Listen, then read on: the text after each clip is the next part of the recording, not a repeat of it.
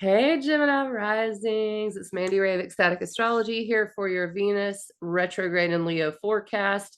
This is going to cover basically July through October, mid-July through mid-October, really.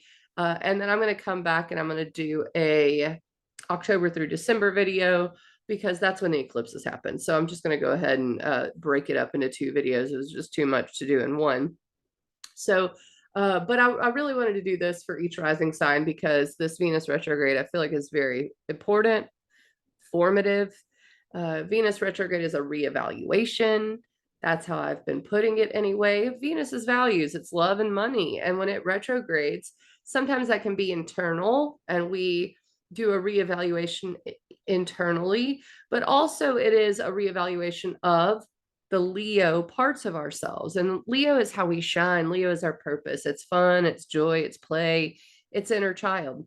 So let's look at where Leo is for you. And we'll look at some dates. Here's my infographic. Woo! How about that? All right. So as you can see, the shadow of Venus retrograde is a little longer than the actual retrograde. So the retrograde's July 2nd through September 3rd. Here we go. That is the retrograde dates. Okay. But the shadow is June 18th through October 7th. So June 18th is when Venus first reached the 12th degree of Leo. The reason that degree is important is because Venus will go forward, turns around, goes all the way back to the 12th degree, and then it'll go back forward. And as it passes the 28th degree, where it turned retrograde, October 7th, it leaves its shadow. So this is representative of its forward, retrograde, and direct motion again, June 18th through October 7th, so that you have that date on your calendar. And speaking of calendars, go ahead and get your calendar out because I'm going to be spitting dates at y'all, all right? So let's look. This is Gemini rising. I went ahead and formed a chart for you so you could see there's your Gemini right here and where the planets are and what house is for you. Okay.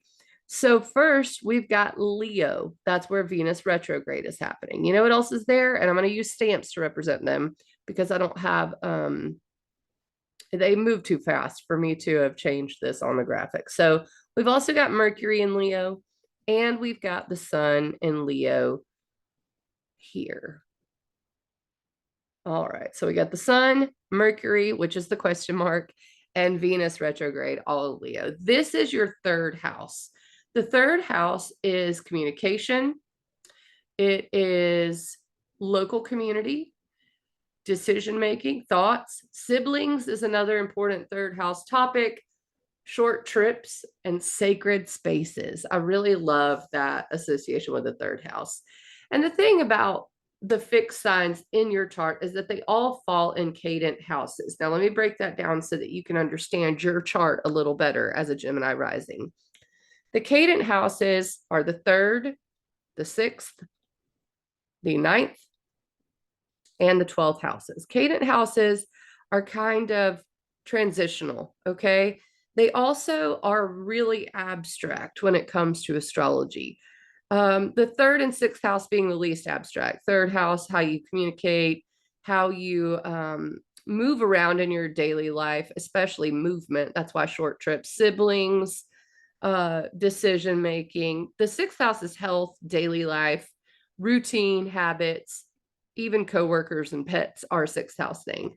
Ninth house is more adventure, meaning, higher education, learning, truth, it's adventure, it's travel. That's the ninth house. And then the 12th house is retreat, reflection, spirituality, dreams, and subconscious. And I have that here because Jupiter and Uranus are in your 12th house, and they're going to interact with this third house of Leo. So what's important to note about the cadent houses is how transitional and maybe abstract they are. So for you, the Venus retrograde may be a little more spiritual in nature. It may be a little less easy to get a hold of, but I do think Venus retrograde in your third will show up with regards to the way you speak, the way you communicate, the way you learn, the way you listen. So that's Venus. And do you do that playfully, Leo? Do you, when you speak, are you someone who is a public speaker?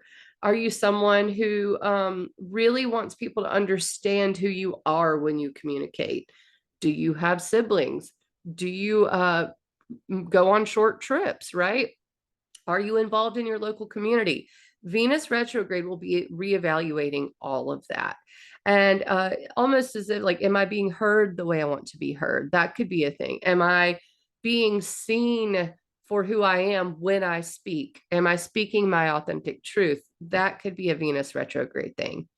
But the thing is, it's in tension with what's going on in your 12th house. So that's Uranus and Jupiter. So let's go ahead and look at that for a minute. Uranus is change, upheaval, freedom, innovation.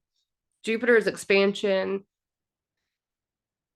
philosophy. It can be travel, but Jupiter is about meaning, and it's also abundant and expansion, right? So that's why Jupiter is associated with learning, because you're expanding your mind. So it is a benefic planet. It brings benefit. Uranus really has no benefic or malefic associations because it's a relatively newer discovery. So what astrology assigns to it is change, innovation, scientific advancements, things that are kind of out of the blue, and also freedom and revolution, because it can show when, there may be protests and large groups of people being upset and needing something to change. That's a very Uranian topic.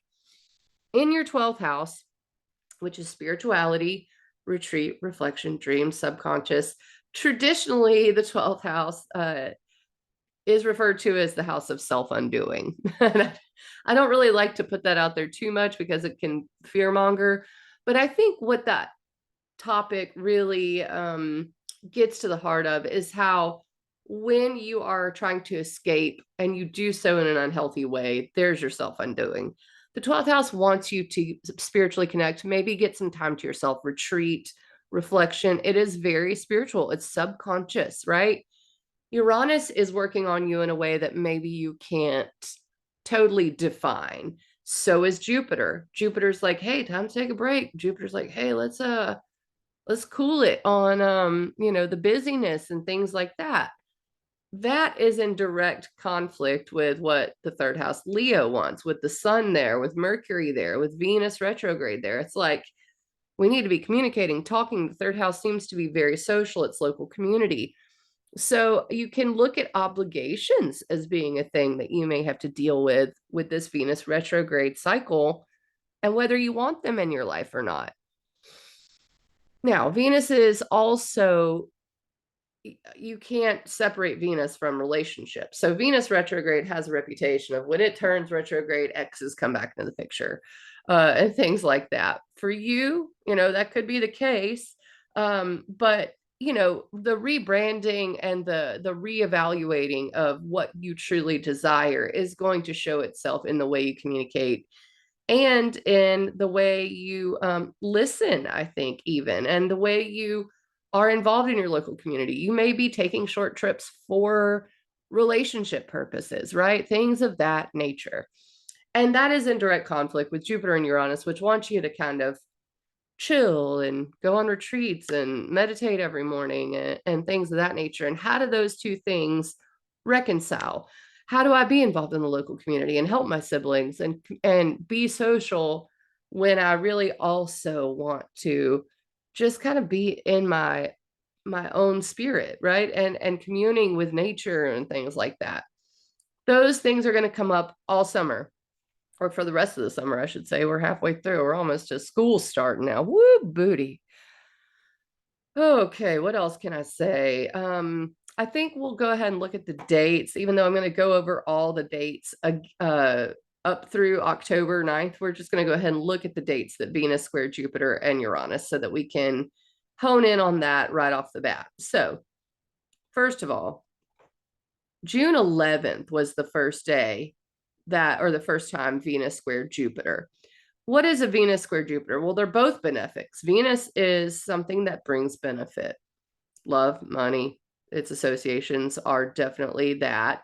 What's interesting is that Taurus, where Jupiter and Uranus are, is ruled by Venus. So Venus is giving cues to Jupiter and Uranus, right? So maybe this square, especially to Jupiter, is about, hey, if you want to learn, or if you want to listen better, or if you want to communicate in a different way, or if you want a different relationship with your siblings, whatever the case may be, it's looking to Venus retrograde and then also looking to that spiritual area of your life.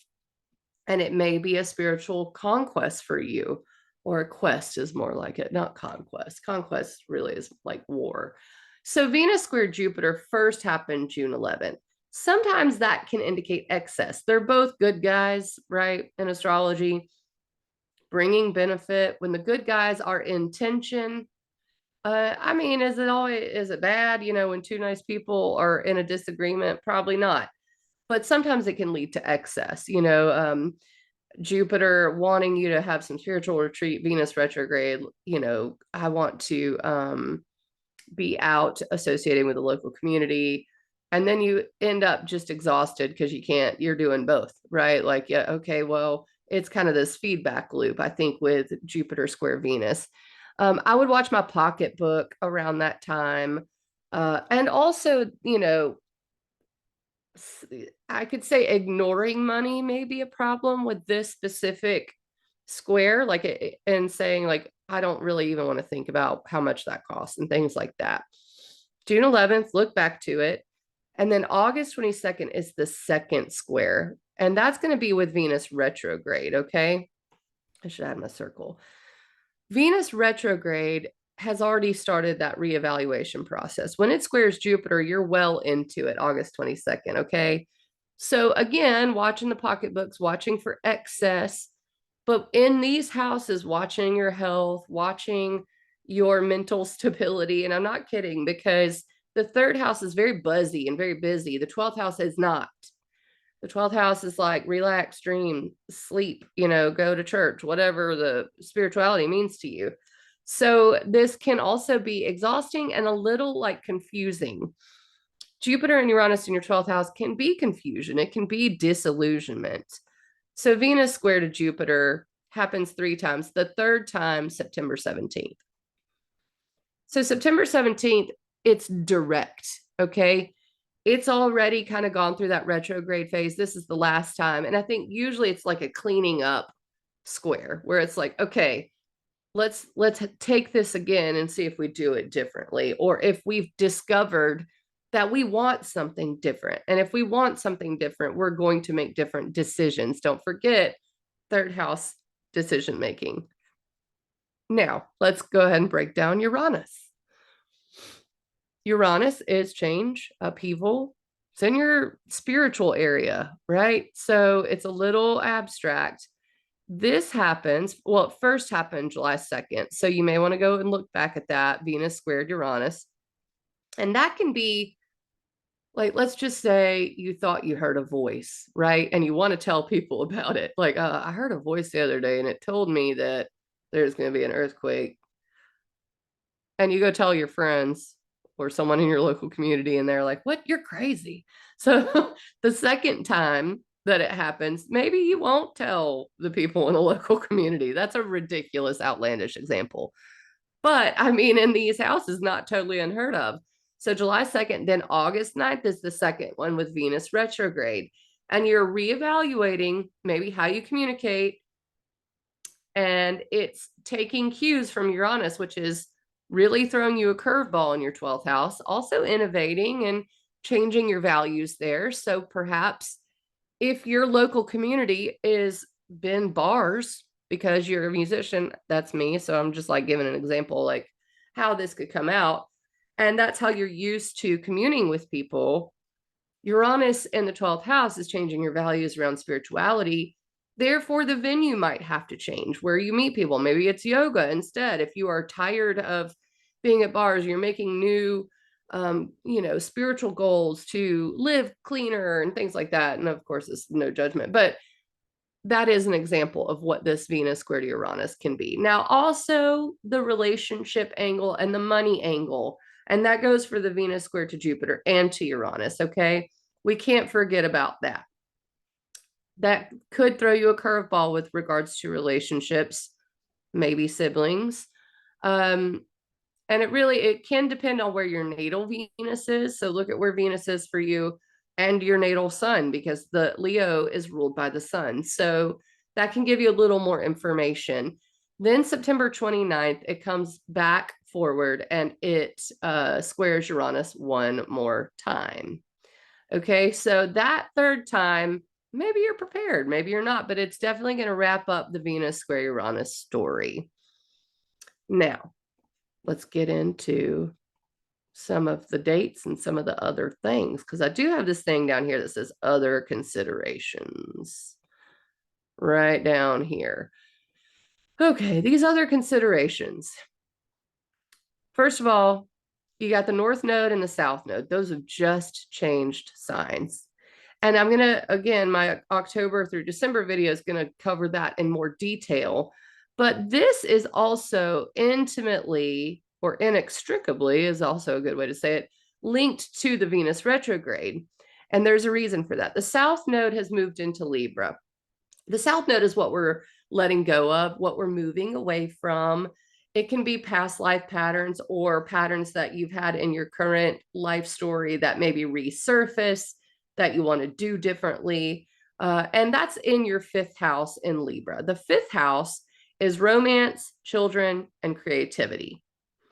So you may be redoing something in that area. Maybe how you create, maybe what you want to create. And don't be mistaken, creativity is not just art. It's not just music and painting and all that. Creativity is being alive. That is the creative impulse. What do you create in life? So the South Node in Libra is like, yeah, we're going to switch this up. We're not going to do it the same way. And what we're needing to do is take it from this inner creative romance, inner child area to the North Node, 11th house goals, networking. It's really taking it to people. It's leaving behind the need to stay home and create and do for you, and expanding the need to have goals and bring it out into the world, into this leadership kind of area of the 11th house, which is networking and goals, okay? And friend groups and things like that. So why is this linked to the Venus retrograde? Well, Libra is ruled by Venus, first of all.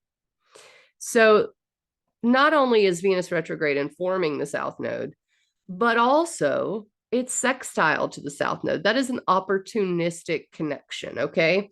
So how can we look at this? The South Node trying to do things differently in the romance, children, creativity, inner child, play, fun area. And Venus retrograde is like, yeah. And, when I communicate, or when I, am hanging out with my siblings, or I'm taking short trips, I'm not really liking the way that feels, because I really want to take it to larger groups of people. North Node in Aries, which is trine to Venus retrograde in your 11th house of goals and networking. So I think this is encouraging you to take it outward, basically. Okay, so then the other thing to consider is Saturn and Neptune are in your 10th house of career, achievement, public reputation. Did I say career? Yes, I did. It's also success. It's authority. So you've got Saturn there saying there's work to be done. Maybe putting some obstacles in the way, but obstacles make you want to, get around them, right? Like if you see an obstacle, are you the type to tuck tail and run, or are you the type to try to figure out your way around it?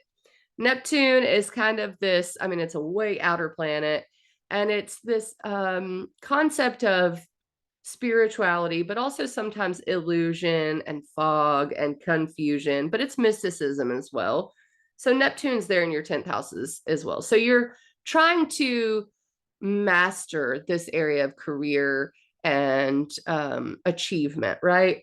Well, on July 20th, Mars, which is in Virgo in your 4th house of home and family, opposed Saturn, okay? So this was July 20th.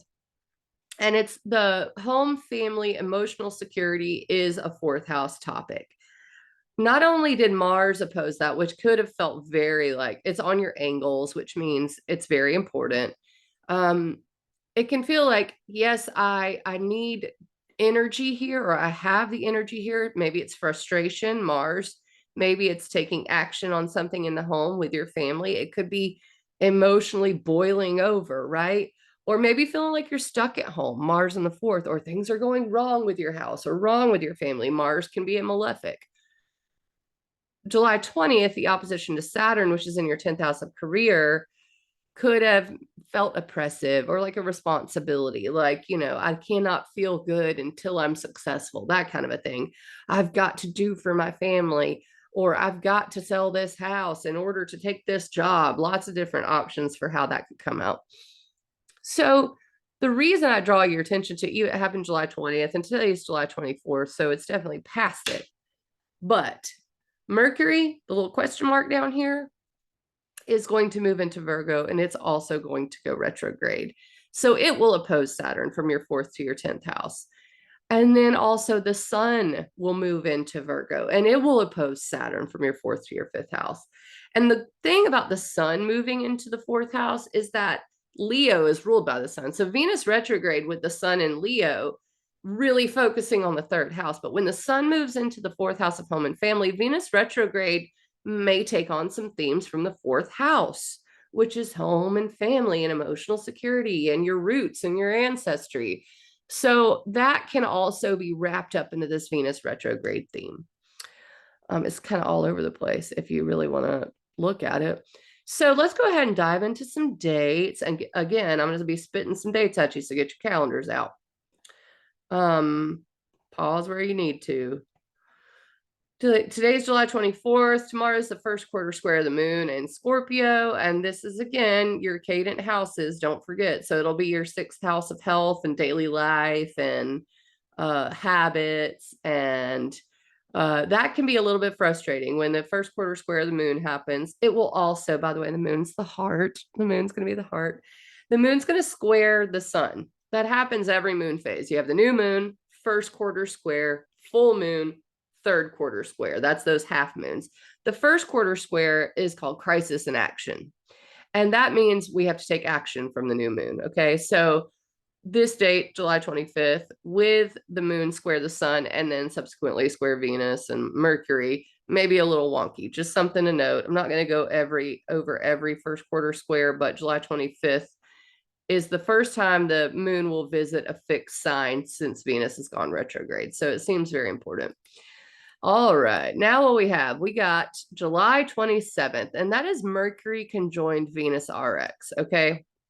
So Mercury is in Leo right now, and it is also drawing all of the mental energy to the third house, okay?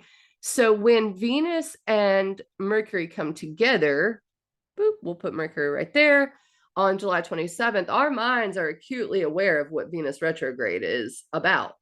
And I think that we can really focus on that theme and go, okay, what is this about for me? So, July 27th, maybe take some time to think about what it is that drives you, especially with local community, how you communicate, the thoughts that you have and how those thoughts are organized, how you learn and listen, how you take short trips, and what you really want out of that area, even your siblings, okay? And I know the third house seems kind of mundane, but it's really not. I mean, it can have a lot to do with how you use your voice, okay? So Mercury and Venus together is really good thing. Venus just happens to be retrograde. So Mercury hones in on what that retrograde's about on July 27th. Now, July 28th, almost immediately, Mercury, which is moving pretty fast, hops on over into Virgo. Mars is there. Remember, Mars is the X. Mercury's in Virgo. Now, here's the thing about Mercury and Virgo. It rules Virgo. Mercury is the ruler of Virgo. It also rules Gemini, your rising sign. So Mercury moving into the fourth house is mine's now on home and family, emotional security, roots, all of the fourth house topics, okay? Even property you own is a fourth house topic. So we've got, and you have a couple of days before Mercury opposes Saturn, which it will do. Now, July 29th, 30th, and 31st, I have marked down as really good days. And I'm going to, let me just go ahead and write that down. Why not? We'll do it here. July 29th through 31st. What do we have? We have got the moon, which will be in Sagittarius, your 7th house of relationships, trines, which is supportive. It trines the North Node in Aries, and it trines Venus retrograde. Okay, so this is a grand fire trine. Now, this is July 29th. This is relationships, the way you communicate, and siblings, and your large groups and networking and future goals that kind of click in together. It's a good day. And then the very next day, you have a grand earth trine because the moon moves from Sagittarius, your 7th house, into Capricorn, your 8th house. Now, the 8th house is shared resources.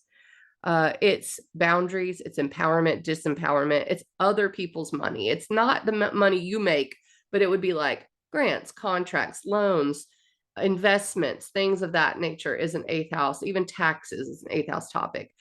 You and your partner's income together, that would be your partner's income. So the fact that this moon trines Jupiter, yay, that's really good, and trines Mars. This is a grand earth trine. Now, that is the 30th and 31st. So definitely the 30th with the moon there. The 31st is just Mars trine Jupiter. So this is what's clicking here is your 12th house of spirituality, your 4th house of emotional security, and your 8th house of boundaries and knowing your worth and empowerment or disempowerment.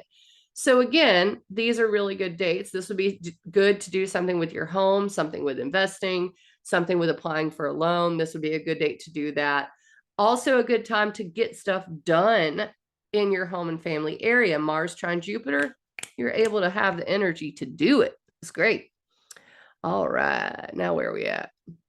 So that brings us to August 1st. August 1st is the full moon in Aquarius. And here's the thing. It's also Mercury opposite Saturn. Okay.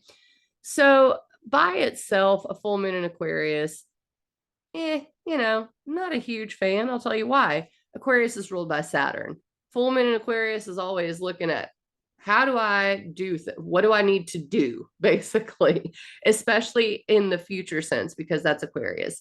It's your 9th house of inner truth, higher education, travel. So that is taking up a lot of energy in your heart, right? Either traveling, adventuring, expanding your world, but Jupiter is square to it. Okay. So we got the full moon square Jupiter in your 12th house, which is escapism and spirituality. And so you may not be able to, honestly, what this looks like to me is it looks like a time when we may question things as Gemini risings. You may question something you've always believed to be true, but Jupiter in the 12th house is maybe tapping you into something that you're like, my intuition just tells me that's not true anymore. And so that can be jarring. But the fact that the full moon is ruled by Saturn and Mercury is opposite Saturn on August 1st. Let me go ahead and type that up here just so we know. August 1st, full moon, Aquarius. Mercury opposing Saturn feels like an obstacle, especially mentally, right? Mercury in your 4th house of home and family, Saturn in your 10th house of career. Those two things may be struggling. It may be that you're like, I don't want to work from home anymore. I want to go get an office, things of that nature. It could even have to do with where you literally work. So August 1st, I would say it can have kind of a tense, stressful vibe to it. It's not necessarily all bad. Jupiter's a benefic, but it also expands, and it's all ruled by that Saturn opposite to Mercury. So it's like, just have that on my radar as a date when, I don't know, I may lay low. I don't know, something like that. Now, August 6th, the sun squares Jupiter. And that lasts through about August 8th is what I have. So the sun here in Leo is square to Jupiter. that equals, generally, it can equal excess. People are just doing a little too much with the sun square Jupiter. Okay. Third house to 12th house could be that you're, running your mouth a lot because you've been, holed up in your house trying to get that retreat. And then the sun squares Jupiter, and all of a sudden you just want to be social. Anyway, it's just something to be aware of August 6th through 8th. Now what we have is August 8th through 10th. And I give it a couple days on each side because these things build to a peak and then kind of come down. And this is Venus square Uranus. Okay. So August 8th through 10th, Venus square Uranus. And that is something we've already gone over, right? This is where I said, you may be wanting to go on a short trip, but something trips you up and keeps you at home. And that kind of a thing could be a Venus square Uranus. Now, this is Venus retrograde square Uranus. So you're trying to really see what it is you want out of life, right? And how you speak it, how you make decisions based on your own desires. Uranus is like, don't forget your values are changing. And this spiritual area, whatever is happening in that 12th house subconscious area, could be coming up to throw you for a loop on that date, August 8th through 10th. Okay. And then, oh, wow, August 13th is the Venus star point. That is when the sun and Venus come together. It's called a Venus Cazimi. And it happens every retrograde cycle. The sun and Venus meet up. And this is known as an audience with the king, the sun being the king. But Venus, being love and money, receives a message from the sun on this date, August 13th. It's an important date to kind of track throughout, history. And in fact, I do have some other years that happened. It happened in 2015. It happened in 2007, 99, 91, and 83. Okay. So you can go back and look at those Venus star points in Leo around those times. Okay. Now, that's August 13th. I hope something really nice happens that day. The moon will be in Cancer in your second house of finances that day. So we got August 13th. I already went over. Now, August 15th through 17th, Mars trine Uranus. Okay. Very different energy. This is not a square. It's Mars as well. It's a trine. Trines are supportive. We got Mars trine Uranus. This is August 15th through 17th. Okay. That is fourth house, home and family. A lot of action and energy with Mars there. 12th house, spirituality, retreat, and reflection. And they're working together. So this could be, I'm keep giving these examples because this is how I want you to be able to work with astrology. There are many, many ways this could come out in your life. But here's an example. I have really been wanting to get a better spiritual routine down. So Mars in my fourth house, maybe I'll make a little space in the corner over here for me to meditate and to sit, and that kind of thing happens. Or maybe this is when I feel like painting the walls, like I really have gotten the time. I value this. I value putting the work in here. Let's do it. But right in the middle, we're talking August 15th through 17th here, but August 16th is a new moon in Leo, and it's square Uranus. Okay. So let me erase the moon over here. Put the moon down here because it's in Leo. So we got the sun and the moon, new moon, square to Uranus. Now I'm going to leave that other Mars trine to Uranus up, right? So we got a square to Uranus from the third house. So this is going to bring back up that third house, 12th house tension. The new moon is a time to start something new in your third house, local community, siblings, short trips, communication, learning, and teaching. It's all third house, decision making. We want to do something, but Uranus is like, you got to do it differently. So then we can maybe look at Mars and go, okay, maybe I can do something in my house that will allow me to do it this way, right? You got the trine, the supportive trine from Mars during this new moon on August 16th. and the tense square of the new moon. So this new moon has about it a kind of frenetic energy, like something's got to change, something's got to give. Also, this is when like kids start going back to school, if you have any or around any. I could see this being a time when we, okay, got to change things up. All right. So now we're going through to August 22nd. And I'm telling you, Uranus just keeps shaking things up. Collectively, Venus square Uranus, which is what I'm about to show you, can be, economic things, right? Supply chain things. It's not exactly great for the economy to have Venus retrograde square Uranus. Like it's kind of a thing where we go, what's going to happen with the economy? I'm not so sure. August 22nd, it squares Uranus. I'm sorry, God, not Uranus. It squares Jupiter August 22nd. It already squared Uranus once. Excuse me. Squares Jupiter. And again, this you could see gas prices surge. Jupiter expands. Venus is money and love, right? These two things, when they are square, they can exacerbate each other. Again, they're both benefics, not totally a bad thing, but watch your pocketbooks. Don't spend too much. Unexpected expenses can come in here, as well as when it squares Uranus. Now, August 23rd, the very next day, our question mark down here turns into several question marks because Mercury goes retrograde. Look at all these question marks. Mercury retrograde down here in Virgo in your fourth house of home and family. You're rethinking something there.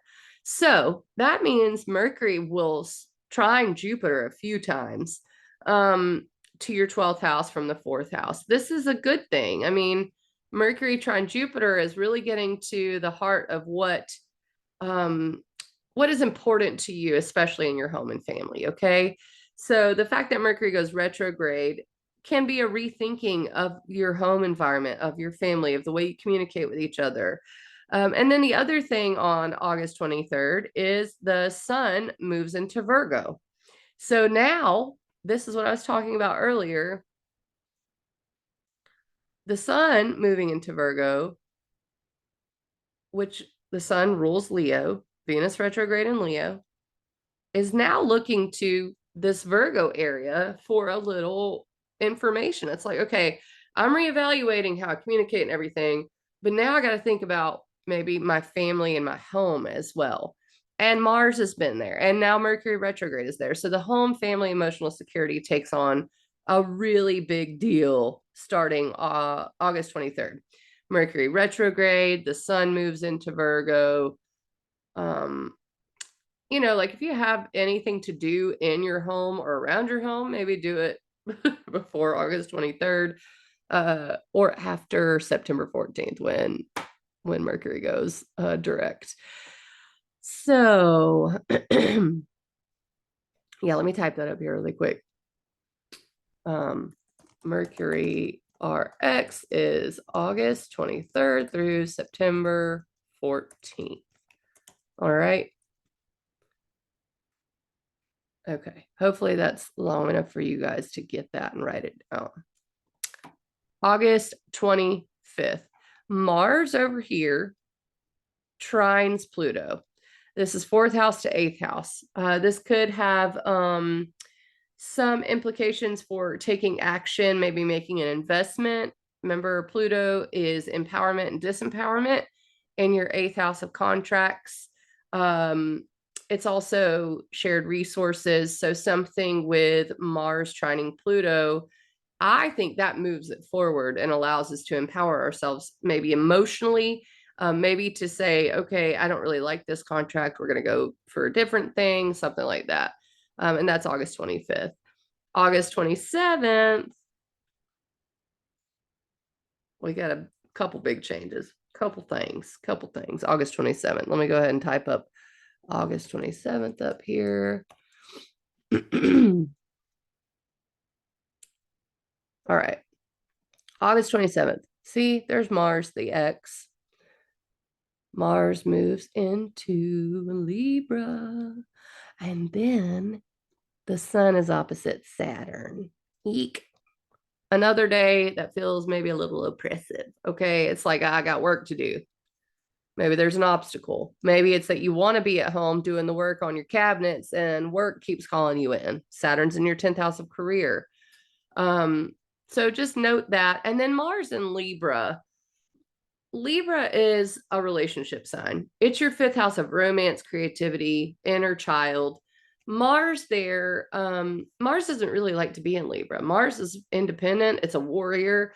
And in Libra, it's forced to kind of, be fair. It's like the justice warrior. I mean, that's really what Mars and Libra is about. But it can have a little passive aggressive tone to it when it's not happy. And it's also ruled by Venus retrograde right now. So that's something to note, Mars and Libra. Now, the thing about Mars and Libra is that Libra and Leo are in an opportunistic sextile to each other. So later on, Mars will make a within 1 degree sextile to Venus, and I think that's pretty nice. But August 27th, Sun opposite Saturn, just mark it on your calendars, probably not going to be super fun. I'm going to tell you, I did not like Mars opposite Saturn, July 20th. That was not my idea of a good time. Okay. So now we're at the full moon, which is August 30th. So we got the moon in Pisces in your 10th house, and it's kind of by Saturn. All right, we've got this opposition because it's a full moon, Sun in Virgo, moon in Pisces. Now, keep in mind, this is August 30th. Okay, let me type that up here. Full moon in Pisces.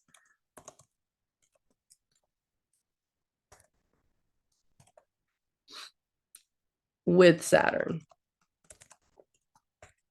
This may, illuminate the work that needs to be done in the career and achievement area. Something that could happen. The sun has already opposed Saturn at this point. So it's not exactly with Saturn, but it's pretty close. And I just like to keep that on my radar because there may be, some feelings of responsibility and things like that that come up with this full moon in Pisces on August 30th. Okay. Now we're at one of the good parts of this here thing. We got September 3rd and September 4th on dock. All right. What are these things? Well, September 3rd, I can do this. I'm really excited. Make this purple. September 3rd, we can erase the retro part because Venus is now direct. But then September 4th, Mercury is trine Jupiter. These are great things, right? Now it is Mercury retrograde trine Jupiter, which can expand the Mercury retrograde topics, right? But those are only there to help us know what needs to be rethought. Okay, so let me type this up here. We got September 3rd, Venus direct. September 4th, Mercury trine Jupiter. Mercury RX trine Jupiter. So that is all these question marks because don't forget, it's still retrograde. Trine supportive Jupiter from your 4th to your 12th house. Okay. Rethinking stuff in the home and family area. Taking cues from my 12th house of spirituality. We've already been over that because it's going to happen. Anything in Virgo is going to trine Jupiter. And that's your 4th house to your 12th house. Okay. But I think September 3rd, 4th, and then we get into September 6th and 8th. And there's still good things coming. Okay. So let's look at September 6th, which is the Mercury cazimi. That means Mercury and the sun are together.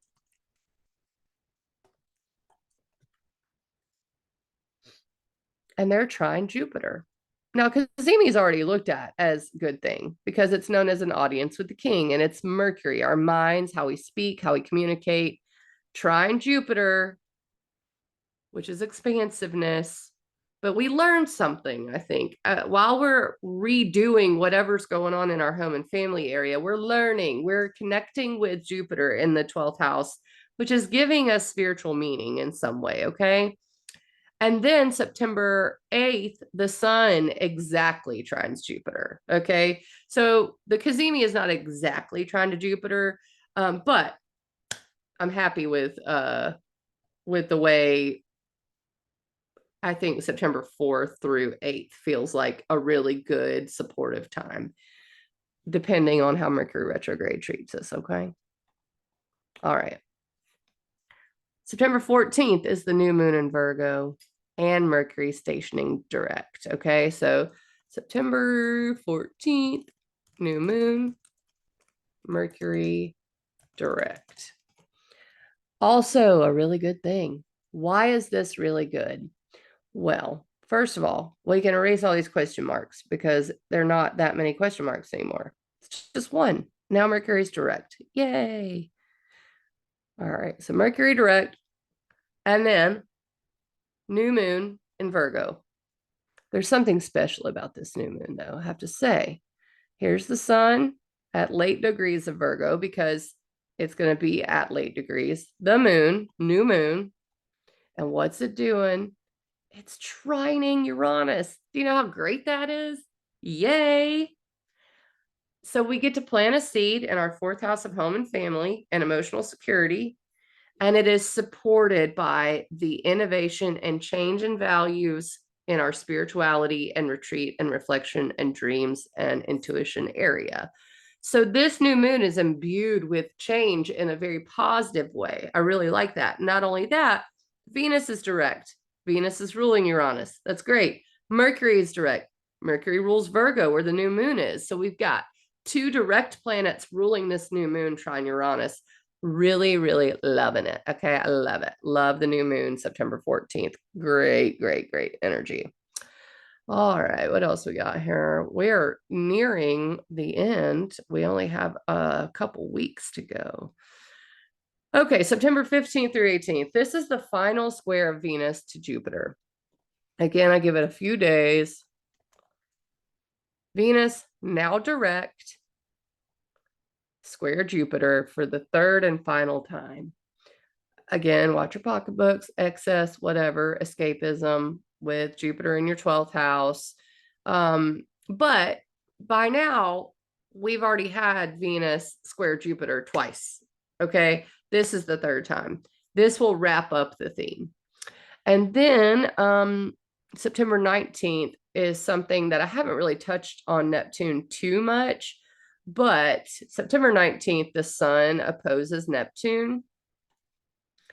And that is kind of a spacey time. It can be a little disillusioning. It can be a time when we're just ready to check out, sleep, dream, whatever. But I always like to, like, I wouldn't go research anything on sun opposite Neptune. You know, it's like the answers may not be there. September 21st, the sun trines Pluto from your fourth to your eighth house, which you had Mars do just a couple weeks before that. So fourth house, home and family, eighth house, investments, contracts, and shared resources. That's a good trine, sun trine Pluto. And then September 23rd, we've got the sun moving into Libra. Sun in Libra, and don't forget Mars is there still. Let me go ahead and get my X back. All right, so we got Mars and Sun now in Libra. Mars at this point is very, very close to sextile Venus. That's opportunity from your fifth house of creativity, inner child, and romance to your third house of decision making and communication and siblings. So there could be an opportunity around this time. The sun in Libra, that means it's the equinox. So happy fall, right? Then we've got September 24th. Mercury is trine Jupiter one last time. Okay, so you got Mercury trine Jupiter September 24th. That is when we may be communicating a lot, maybe with our family. Things happen again, home and family, 12th house spirituality. But Mars will oppose Chiron. I don't have Chiron up here, but Chiron's in Aries in your 11th house of networking and friend groups. And there could be a sensitive point on September 24th where, you know, something may hurt our feelings, and then Mercury's trine Jupiter and we don't hold back, right? So we'll say Mars op Chiron on September 24th, and Mercury direct trine Jupiter. Okay, that's September 24th. All right, now Venus square Uranus last time, September 28th. Yay! Venus direct square Uranus, September 28th. That's the last time. That's up on your screen already. That date is on over here on the right. Again, bringing back up the themes, 3rd to 12th house, last time it happens. Again, it still could throw you for a curveball. It could still change things, even though Venus is direct and it's the 3rd time. This may be the time when you actually do take advantage and change something because you've realized you don't want something, or you used to like something and you don't like it anymore, et cetera, et cetera. September 29th is the full moon in Aries. Get my moon stamp here. Remember, it's the heart. This full moon is from your 5th to your 11th house, the same as the nodal axis, the eclipses. This is not an eclipse. This is just before the eclipse is October 14th, and I'm going to do a separate video on that. This full moon in Aries is the first full moon, though, there with the North Node co-present. So even though it's not an eclipse, it's something to note. September 29th, full moon in Aries, in your 11th house of groups, large groups, friend groups, networking, goals, future. And I think this is really probably a time when we go, oh, that's what this eclipse cycle is going to be about. Now, Mercury direct is trine Uranus that day, okay? Again, we're talking about, let me get this up here, September 29th, full moon in Aries, Mercury trine Uranus. We can have unexpected thoughts with a Mercury trine Uranus, like, oh, ideas, especially from 4th house home and family to 12th house spirituality. The full moon, 11th house of goals, networking, and that's going to take on a big theme for September 29th. Okay. Now, here we are. We're at the end, guys. We're close to the end. October 1st.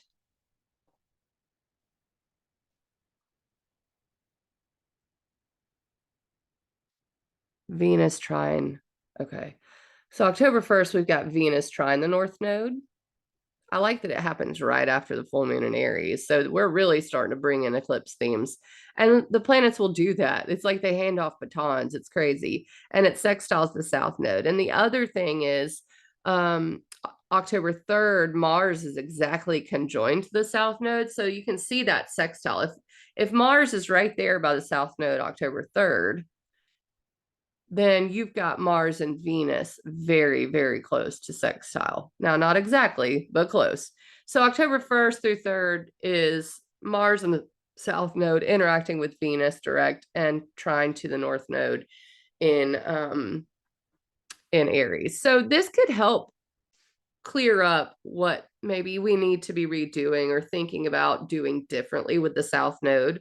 Venus retrograde has helped you figure it out. It's trine the North Node October 1st through 3rd.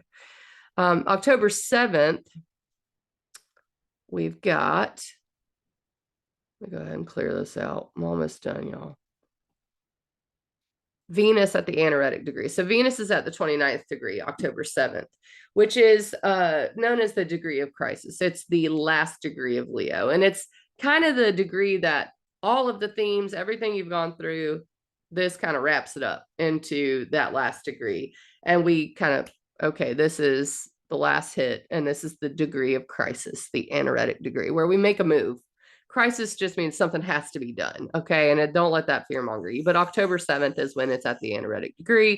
And then October 9th, old Venus here moves into Virgo. And that is the end of the Venus retrograde story. It's out of Leo into Virgo, into your 4th house of home and family, in which it will pick up some trines to Jupiter and Uranus. And I will go over all of that in the next video that I release. All right. I hope this helps guide you through into the fall.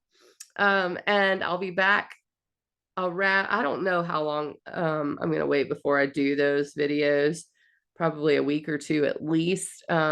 I'll probably pick a good date to do the October through December video, but Let me know if you need anything. Comment, like, share, subscribe. ecstaticastrology.com if you'd like to book a session. I do them all over Zoom. So, all right, holler at me. Catch you on the flip side.